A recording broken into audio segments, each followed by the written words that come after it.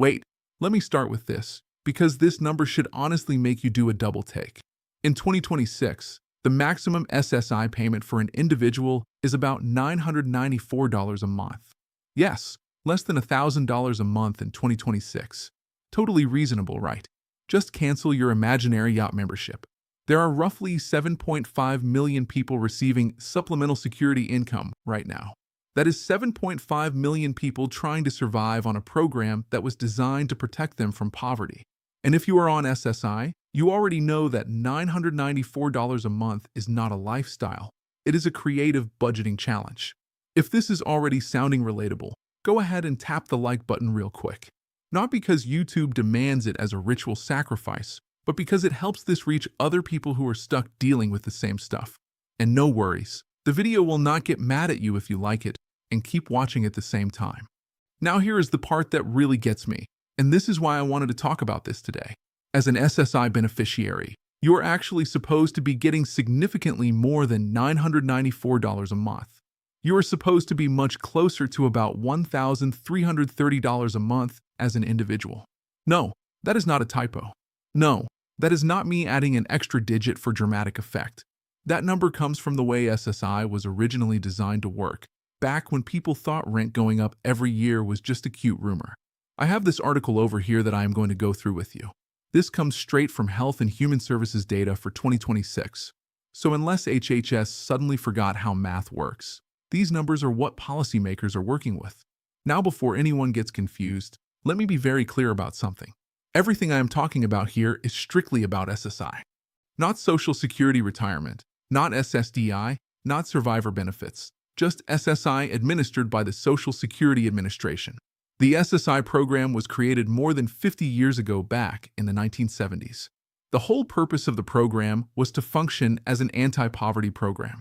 In other words, it was supposed to keep people at the federal poverty line, not below it, not almost at it, and definitely not good luck out there.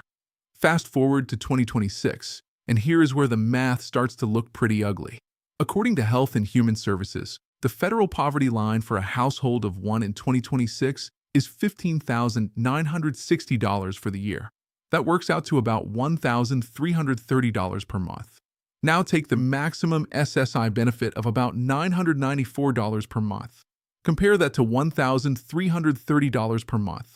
That is a gap of about $336 every single month, which is not exactly pocket change unless your pockets are fictional.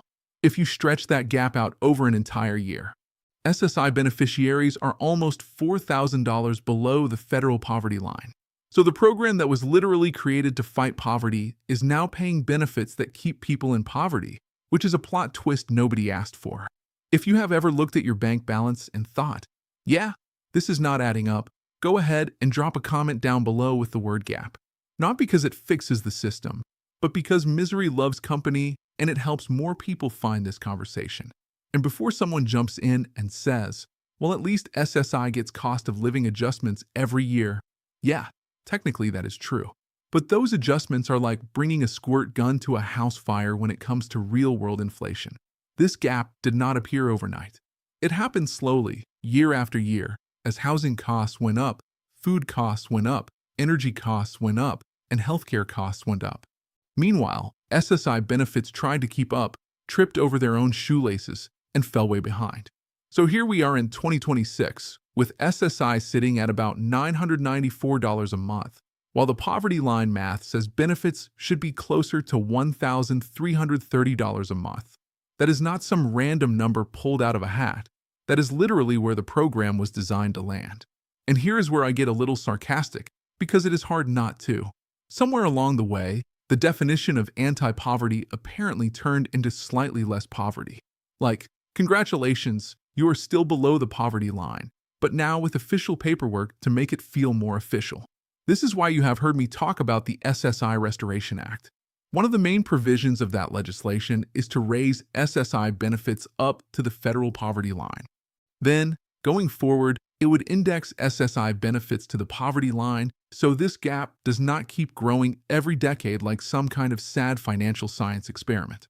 In plain English, that means raising SSI from about $994 a month up to about $1,330 a month for an individual. That is an increase of about $336 a month permanently. Now let me ask you a very simple question. Would an extra $336 a month make a difference in your life right now? Not make you rich, not put you on a yacht in the Caribbean, but maybe let you breathe a little without checking your bank balance 5 times a day. If the answer is yes, or even a tired maybe, hit the subscribe button so you do not miss updates on this stuff. I promise the button does not charge you rent, and it does not raise your taxes. For a lot of SSI beneficiaries, that extra amount is the difference between choosing which bill to pay late. That is the difference between buying fresh groceries or playing the fun game of how many meals can I make out of whatever is left in the pantry. That is the difference between taking medications as prescribed or becoming your own unofficial pharmacist. And here's the part that really irritates me. This would not be some generous gift from the government. This would not be lawmakers riding in on white horses to save the day. This would just be fixing a program that has been quietly broken for decades. Now, to be fair, the SSI Restoration Act has not been passed. It exists. It has been introduced. Lawmakers are aware of it. But as of 2026, it is still sitting in legislative limbo, which is basically Congress's version of "I'll get to it later." But we have seen that lawmakers can move when they feel enough pressure. Look at what happened with the Social Security Fairness Act in early 2025.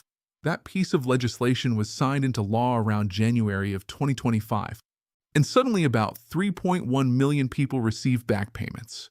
The average back payment was around $6,710. On top of that, many of those beneficiaries saw permanent monthly increases in the range of about $300 to $700. So the idea that nothing can ever change is just not true. It just changes very selectively. SSI covers about 7.5 million people. That is not some tiny group that can be quietly ignored. That is millions of Americans trying to survive on a program that is stuck in a different economic decade. And then there is the structure of SSI itself. The income limits are strict. The asset limits are strict. People are afraid to earn even a small amount of extra money because they worry about losing their benefits, which is a fun way to design a program if your goal is to keep people exactly where they are. That means the program does not just fail to lift people out of poverty. It actively discourages people from trying to improve their situation. It is basically the financial version of being told, "Do not move, or you will set off the alarm."